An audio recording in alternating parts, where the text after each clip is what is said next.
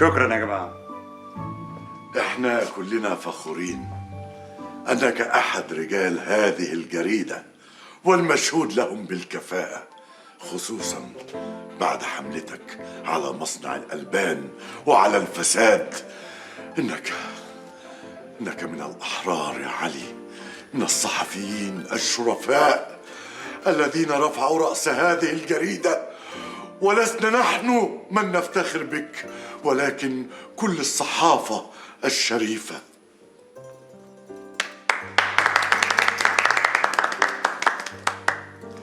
شكرا يا جماعة. كفاية تسييف يا جماعة، ايدينا وجعتنا.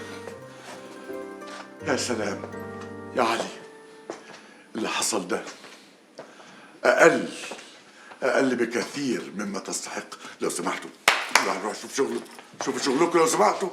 عايزكم كلكم تبقوا زي علي، كل واحد فيكم يهتم بعمله فقط. يا سلام يا علي، يا سلام. أنا سعيد سعادة غامرة.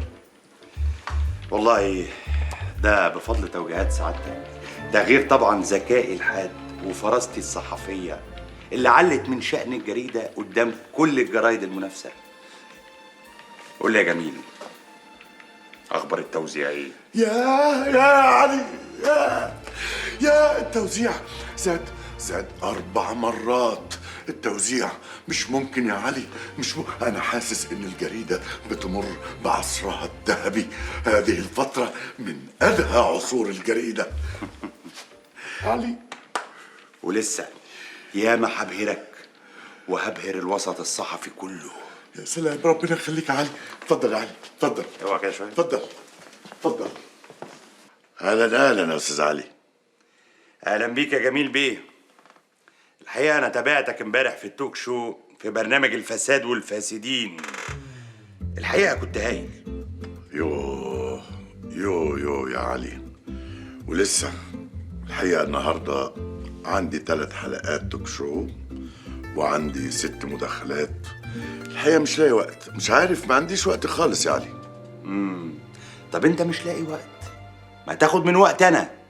لا يا حبيبي، وقت أنا أعرف أنظمه كويس أوي، وبعدين هم لسه مكلميني ومأكدين على المواعيد. ويكلموك أنت ليه؟ ما يكلموني أنا، ما أنا اللي عامل الموضوع. أنا رئيس التحرير يا أخويا، ولولايا ما كانش فيه ولا كلمة مني اتنشرت.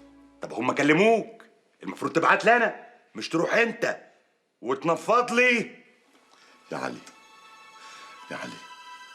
أنا بحب الشهرة، عايز أتشهر، إنما أنت صحفي بتحاول تقول كلمة حقيقية. أنت تكافح الفساد. خليك يا علي، أنت كافح الفساد وأنا هكافح في التوك شو. يا حبيبي يا جميل. أستاذ جميل لو سمحت. طب يا أستاذ جميل، بالنسبة للفلوس اللي خدتها، حقك في التوك شو. لا أنا لا أحصل على أي نقود مقابل ما أقدمه للناس من معلومات عن الفساد ومكافحة للفساد. لا يا علي، أنا ما باخدش فلوس. أقول لك يا جميل، انت لو ما دفعتش الفلوس دي عليا النعمه لافضحك واوديك في 60 داهيه واقول انك انت مالكش دعوه باي حاجه. حاضر يا علي، حاضر. اقعد يا علي، اهدى يا علي. حاضر يا علي، حاضر. حسبي الله ونعم الوكيل. خلاص الناس هتاكل بعضيها. يا ساتر. لا مش مقتنعة. انت مش ملاحظة التغيير الغريب اللي حصل على علي ده يا انجي؟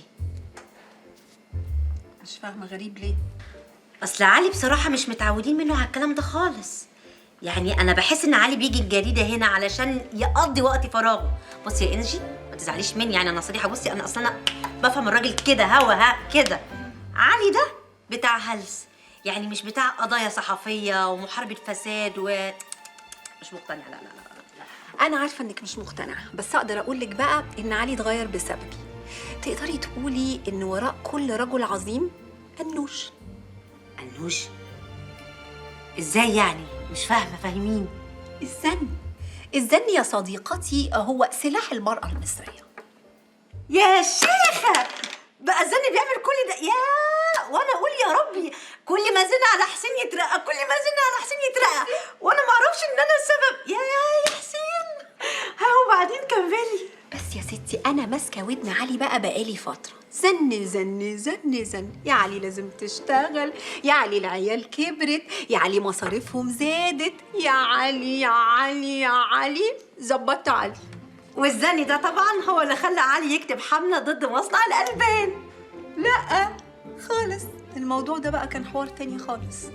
ازاي يعني؟ ابدا يا ستي، في يوم هفته نفسه على علبه زبادي مع انه ما بيحبش الزبادي خالص. راح يا ستي يشتريه، لقى لحظه الحلو ان الزبادي صلاحيته منتهيه، راح يرجعه للراجل، الراجل رفض. ازاي وازاي بقى الراجل ياكل عليه جوز جنيهات؟ اتضايق، كلم الشركه، ما ردوش عليه، كبرت في دماغه، قرر يكتب عنه.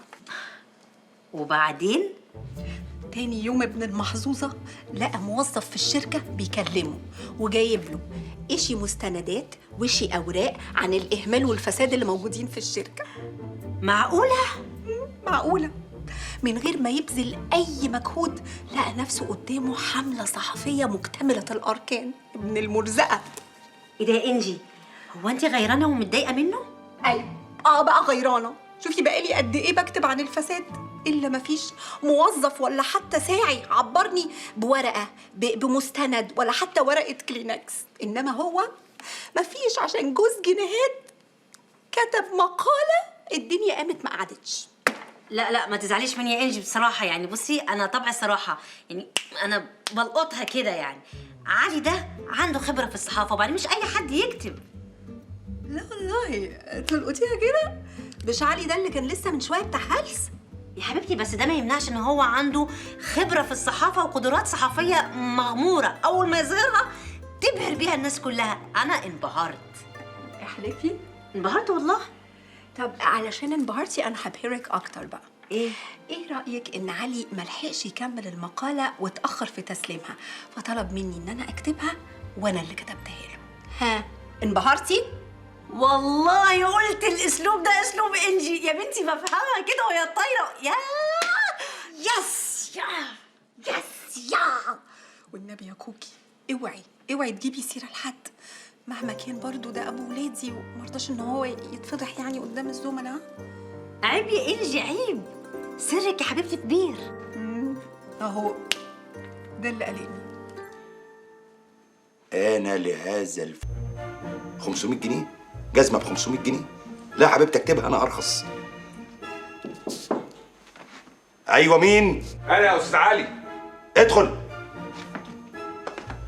استاذ علي، استاذ جميل عايزك حالا.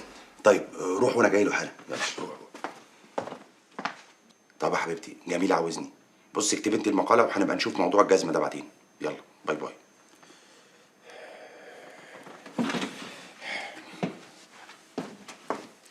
استاذ جميل، هتغيرنا ازاي يعني؟ يعني هجيب رئيس تحرير بداله من بكره الصبح. يبقى عملت طيب والله العظيم. صدق انت قاطع يا علي، انا عمال اتكلم وعايزني اتغير. بقول لك ايه يا فندي، بص. إيه انت مالك مبهلق فيها كده ليه؟ شيل ايدك يا جدع انت، اوعى يا جدع انت.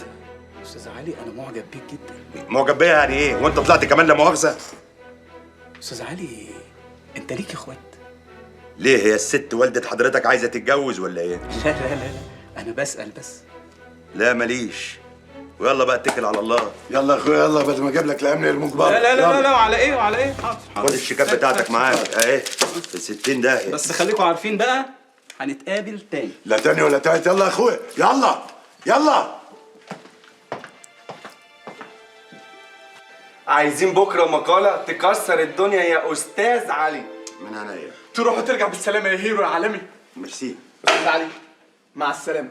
شويه كده يا حبيبي.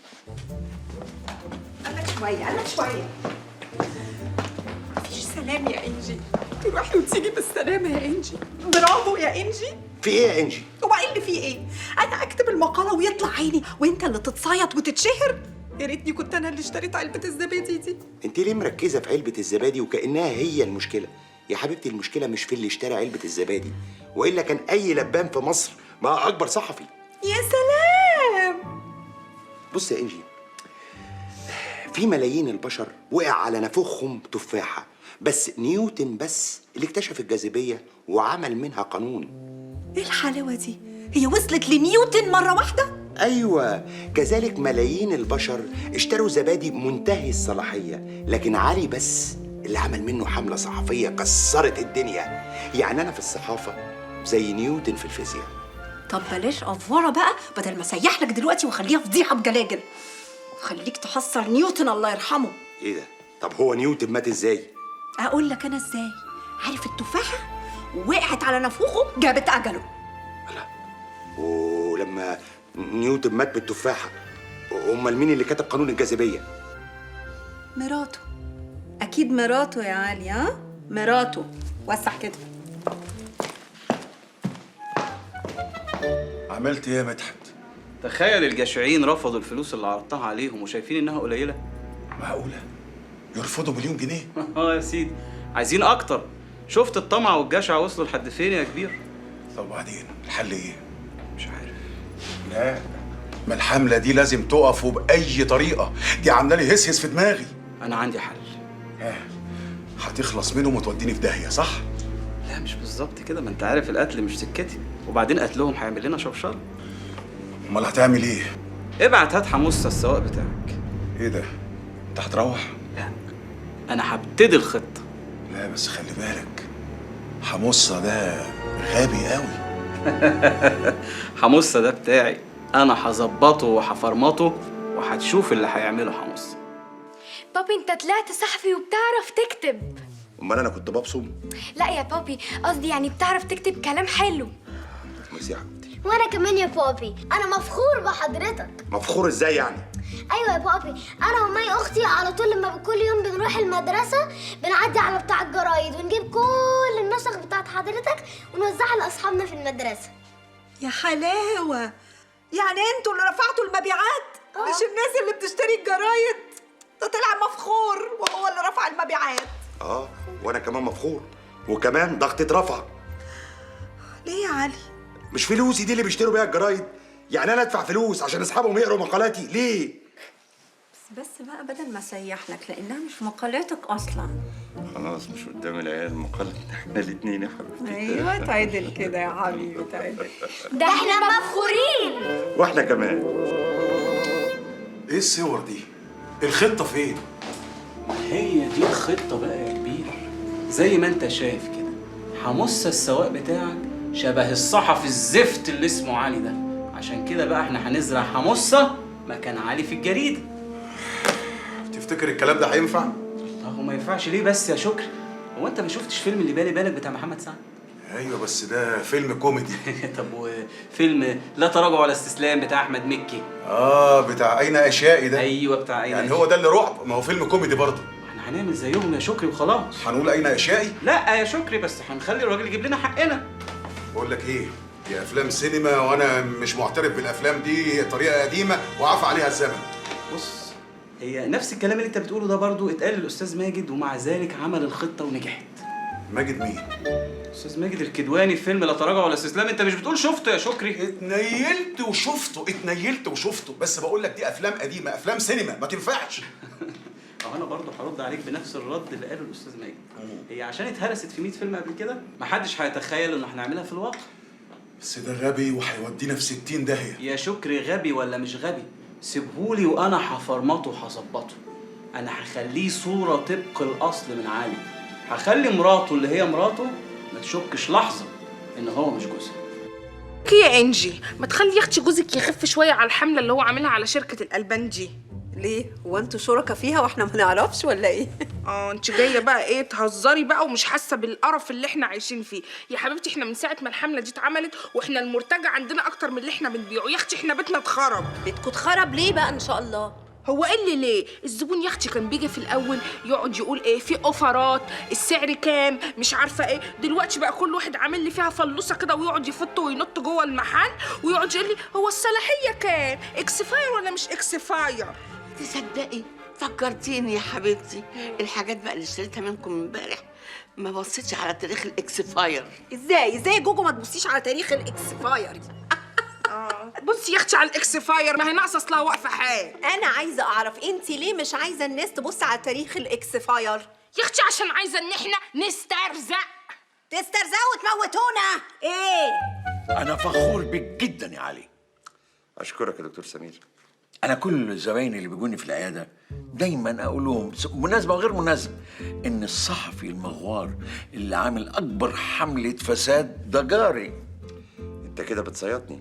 لو مش كده وبس، ده أنا بقول لهم كمان الست بتاعته إنجي هانم صديقة ليا وست محترم اللي بتكتب له الحاجات دي كلها جارتي.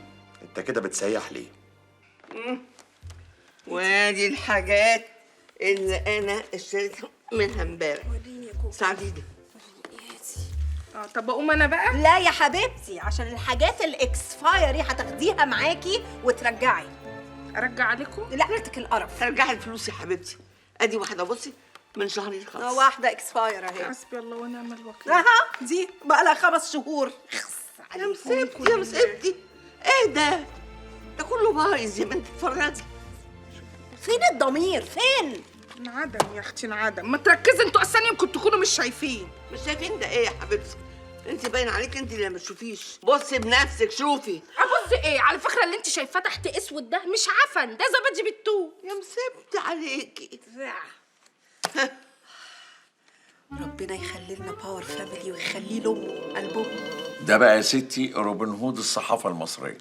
معلش الدكتور سمير بيحب يبالغ شويه. لا ده مش بيبالغ ولا حاجه، اللي انت عملته ده عمل بطولي، نادر ما تلاقي حد الزمن ده بيعمل كده. قوليله ده مش عارف قيمة نفسه. انت الوحيد اللي قدرت تقف قدام شكري جد الله، ده الناس بتترعب مجرد انها بتسمع اسمه. انا بحسدك على شجاعتك، بس انت جبت القلب ده منين؟ مش شواربي. مش للدرجه دي يعني. لا ازاي؟ انت لازم تخلي بالك من نفسك. الله الله الله، طب ليه القلق ده كله؟ دول ممكن يخلصوا منه في ثانيه، ده راجل ما عندوش قلب، ده ممكن يولع فيه وفيك انت كمان يا دكتور لمجرد انك بس تعرفه. أنا ولا أعرفه. يا ابن المحظوظة يا علي. فعلا يا اخي، رات حظ ولا فدان شطاره. شكلك منفسن عليه. منافس. وانت يا سامح؟ انا منفسن اخر حاجه. اصل اقضي طول عمري فلانة الفلانيه اتطلقت من فلان الفلاني، وفلان الفلاني طلع فلانة الفلانيه، وفلان الفلاني عض فلانة الفلانيه. ده بقت عيشه تزهق وتطهق. بس ما يمنعش انك بتجيب صور جامده. صور جامده؟ يا نهارك اسود، بقى انا عمال احكي وارغي واقول وانت عمال تتفرج على الصور. اوعى يالا. ما بصراحه سامح الصور جامده قوي. جامده قوي؟ ما تجيب يا جدع اتفرج على بقيه الصور. اوعى، ده انت اللي غتت قوي. اوعى. طب بس وريني كده. مفيش. اوعى بقى، اسكت بقى. يعني لو كنت قبلت الرشوة دي كان ممكن أغير عربيتي وشقتي وأغير حياتي كلها، بس كنت هخسر ضميري. اوعى تبيع ضميرك يا جميل. شوف اهو من اولها، اهو من اولها مش هيسيبك. اهو يقول لك اوعى تبيع ضميرك يا جميل. هيفضل يطلع لك بصوته الوحش ده كل شويه كده ويخضني وما يخلينيش اعرف انام ولا اعرف اشتغل. انا صحيح رزل وغتت، ايوه بس ده في الشغل. بس الحمد لله أنا مش شراني زي الأستاذ غسان مطر الله يرحمه. ده اختراع يا كوتش. يتهادى الطفل في مشيته بخيلاء. ايه بخيلاء دي؟ هتخيلنا الولاد. من طفل مصقول عوارضه لطفل يعاني. لا ده انا اطلقها اسهل. ايه اللغه الغريبه دي؟ ده الناس بطلت تقول اللغه دي من ايام الشعر الجاهلي. الكلام ده ملهوش غير معنى واحد، انها عايزه تحرجني عشان تقول عليا ان انا حمار. ايه مسؤول عورته دي؟ لا لا لا انا مش هسكت على الكلام ده ابدا. يوه، ايه الكلام العجيب ده يا انجي؟ انت بتعجزيني، عايزه تحرجيني. هعجزك ليه يعني؟ ايه الجنان ده؟ انا لو عايزه اعجزك كنت كتبت الكلام تاني خالص. طب خدي اقري الكلام العجيب ده. هات. ايه؟ يتهادى الطفل في مشيته بخيلاء من طفل مصقول عوارضه لطفل يعاني. ها؟ ايه السهوله اللي انت بتقري بيها دي؟ انت كده بتضايقيني زياده. وبعد كده ايه مسقول عوارضه دي؟ مسقول عوارضه من قصيده للأعشى. مين يا اختي؟ الأعشى ده كان شاعر جاهلي بيقول كلام بقى لصاحبته، قصدي حبيبته يعني. بص بقى كان بيقول لها ايه وتعلم: هيفاء فرعاء مثقول عوارضها، تمشي الهوينة كما يمشي الوجي الوحل. لا حول ولا قوة إلا بالله العلي العظيم. وأنا مال أمي يعني؟ هو بيعمل كده في حبيبته وبيعمل كده في هيفا بتاعته دي، أنت بتعملي فيا أنا كده ليه؟ وبعدين أنا فهمت إيه برضو من مسقول عوارضه دي؟ واضحة واضحة يا علي. ها كيف؟ ها شفت؟ ها؟ لا فهمت حاجة أنا. يعني إيه؟ يعني أسنان ناصعة البياض. يا سلام، طب ما تقولي كده من الأول وخلصنا. خدي يا شيخة بلا مسقول عوارضه بلا نيلة، امسكي على حاجة تقرف. دي آخرة التعليم المجاني. تكريم قرف، مفيش لغة، مفيش ثقة بالنفس، تقرف. مش عارفة ايه اللي لمني عليك. ركز بقى معايا يا بطل، عشان انت داخل على عيشة تانية خالص. انت رايح بيت صحفي بيقوم الصبح يضرب مع مراته لاتيه. مش سيادتك قلت لي ناس محترمين؟ بيضرب مع مراته ازاي يعني؟ وفيها ايه المشكلة يعني يا حمصة؟ ما انا كمان بضرب مع مراتي لاتيه. لا مؤاخذة.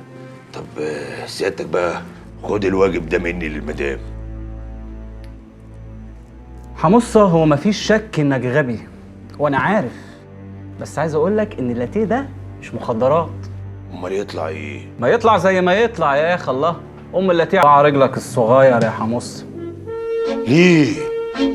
يا حمصة انت بتعمل عمل بطولي زي الاستاذ محمود عبد العزيز لما صفروه تل ابيب وقطعوا له صباع رجله الصغير يا حمصة عشان مصر، وانت مش اقل من الاستاذ محمود عبد العزيز. تعويض قوي يا باشا، اقطع كبير. ده انت يا علي عايز تبقى نجم في عالم الصحافة وانت مش عارف يعني ايه مسقول عوارضه؟ انا بقى هوريك ان دي اقل حاجة عند انجي احمد. قابل بقى يا علي، قابل، انا هفهمك. مسقول عوارضه. تعالى يا حمصة، ايه رأيك يا كبير في حمصة؟ هايل هايل. المهم فهمت كل حاجة؟ طبعا علمته وفهمته كل حاجة وهو قدامك اهو. أهم حاجة يبطل أكل الدوم ويرمي البذرة على الأرض. لا فهمت كل حاجة.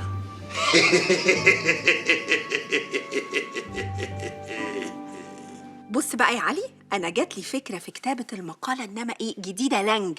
فكرت لو الشعراء بتوع زمان عايشين دلوقتي ممكن يكتبوا ويقولوا ايه في القضيه دي. شعراء بتوع زمان مثلا زي صلاح جاهين مثلا. لا ارجع ورا شويه. احمد شوقي. ها ورا كمان، ما تتكسفش، ارجع. ها احنا كده داخلين على العصر العباسي الاول. هو ده يا علي. اسمع بقى، شوف انا وصفت صاحب الشركه بايه: مكرن مفرن مقبل مدبر معا كجلمود صخر حطه السيل من عليه. وده مدح ده ولا شتيمه؟ شتيمه ايه يا علي؟ اسمع بقى، شوف انا وصفت صاحب الشركه وطريقه تعامله مع الناس ازاي، دي هتعجبك قوي. ومدعشر بالقحتمين تحشرمت شرافتاه فخر كالخربعصل. كايه؟ كالخربعصلي. وده عشان نخرج البرعصوري. حلوه قوي دي، حلوه قوي دي. استني بقى، استني هنكمل، اصبر ثانيه واحده ارد على التليفون. رد. ايوه، مساء النور. تقابلني ليه حضرتك؟ خير. طب انا نازل لحضرتك حالا. نازل فين يا علي؟ في واحد جايب لي ورق مهم جدا بخصوص قضيه شكري جد الله. بجد؟ اجي معاك يا علي والنبي، والنبي يا علي اجي معاك والنبي. خليكي في ده عشان نخرج كلب الربع دي وانا جاي لك. حلو قوي البتاع ده، حلو قوي قوي. يا فرستي، الهي يا علي تنقرص في حواجبك. لا تنقرص في حواجبك ايه؟ لا الهي يا علي، وانت ماشي رايح تجيب المصدر تخبطك عربيه، بس ما تعوركش قوي، تفضل عايش، فتروح متكعبل على صباع رجلك الكبير يدوحس. فتتنطر على الرصيف، يجي توك توك يشيلك، فتروح واقع على الارض، تلاقي في خلقتك بقى على طول كده شحاته رزله من اللي هي يا رب يا علي ما تلحقش تجيب المصدر. ايه يا مامي اللي انت بتقوليه ده؟ انت بتدعي على بابي؟ ايوه بدعي على بابي بقى. افرضي ابواب السماء دلوقتي مفتوحه والدعوه استجابت. لا يا حبيبي، ما هو لو كل ست دعت على جوزها فابواب السماء تبقى مفتوحه والدعوه تستجاب، مش هيبقى فيه رجاله في البلد، ما تقلقوش حبيبي. ايه ده؟ شكل الدعوه استجابت. ايه ده؟ في ايه؟ وسع يا حبيبي. في ايه؟ عربيه خبطته ورميته قدام البيت. يا عيني عليك يا قلب امك، هي الدعوه لزقت والله ما كنت اقصد. خد يا دكتور، خد يا دكتور عالجه. ايه يا اخي عالج مين يا ابني؟ ده واخد كل الوان الطيف، وبعدين هنا مش طوارئ، ودوه عند مراته. لا عند مراته فين؟ ما مش هعرف اعالجه يا انكل، معلش خليه عندك والله ما هو راجع. عندي ازاي يا حبيبتي؟ لا عندي انا، وبعدين افرضي فيص عندي اتحبس انا؟ لا يا حبيبي، بعد الشر عليك مش هيفيص، وبعد الشر عليه كمان انا ممكن اكتب لك اقرار يا انكل لو حصل له اي حاجه، انت مش مسؤول. بس انتوا لسه هتكتبوا اقرار؟ لسه هتكتبوا اقرار؟ اقسم بالله ارميه لكم في الشارع. ايدي خدوا هنا وديه هنا، خدوا هنا وديه هناك. انتوا فاكرين عربيه الاستاد؟ ايدي سيب يا جدع. لا ما كده لا. تصرفوا بقى فيه كده عليكم. وسع.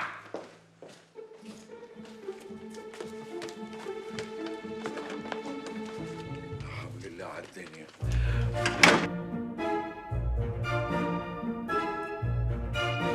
يفتحها في وشك يا رب. اخباره ايه يا دكتور؟ لا ما تقلقيش، شويه كدمات بسيطه في رجليه وهيبقى كويس. الحمد لله. خرابي، ايه المزه دي؟ موسى يا علي، بقالك كتير قوي ما قلتليش الكلمه دي. لا ده يبقى الحادثه اثرت على مخه. هي الحادثه اثرت عليك ولا ايه؟ اثرت عليه تاثير حلو قوي. ده بيقول لي يا موزة. ما تقلقيش، انا هديله الحقنه هيرجع زي الاول.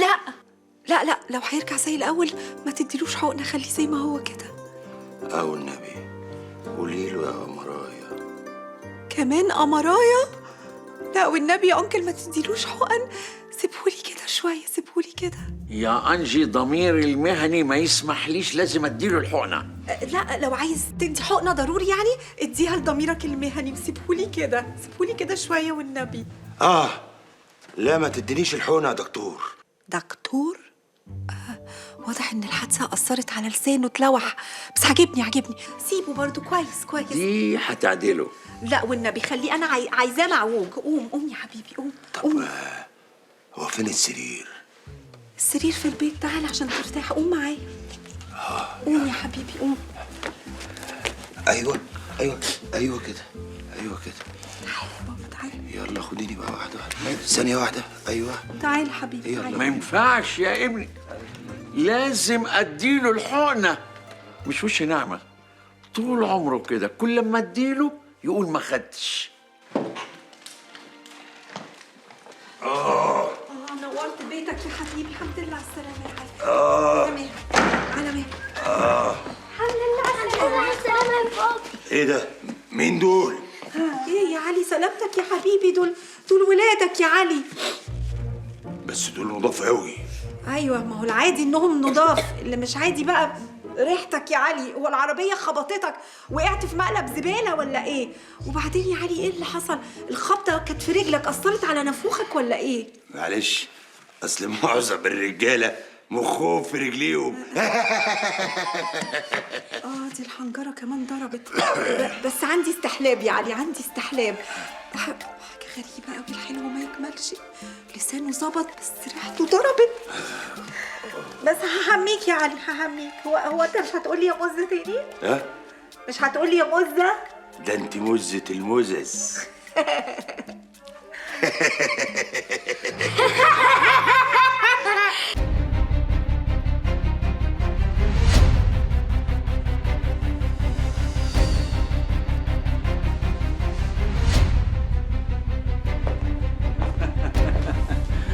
ايه رأيك كده يا شكري؟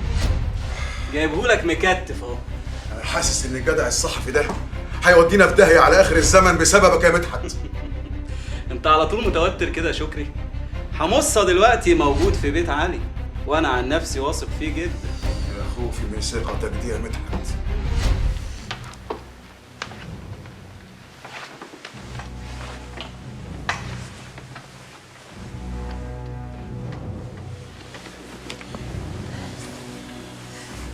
مالك يا علي؟ حاسس بايه دلوقتي يا حبيبي؟ ها حاسس بايه؟ حاسس ابوس ايدك كفايه. قرف ده قرف ده، ما صدقت يحس. عاجبني منظره قوي هو متكلم.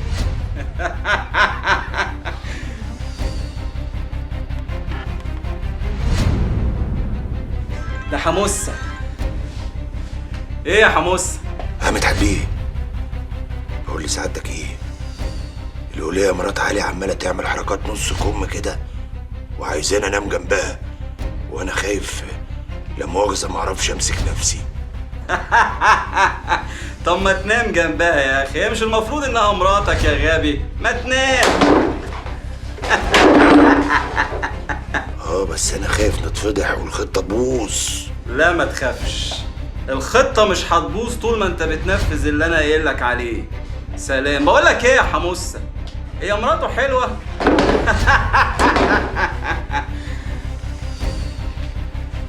ماليش دعوة بيها ازاي، بس دي وجور. ما تقلقش، هو مش هيجي جنبها. بعد كده بقى احنا اللي هنجيبها هنا براحتنا وهنعمل معاها الواجب. طب لو ده مش علي، يبقى علي راح فين؟ طب انا هعمل ايه دلوقتي؟ هتصرف ازاي يا مامي؟ كملي يا عنا احكي لنا. لا انا هكمل لكم بكره. ليه؟ علشان انا تعبت وعايزه اطلع انام. انتوا مخليني كل شويه اقول واحكي. انا تعبت خلاص يا اولاد، انا كبرت.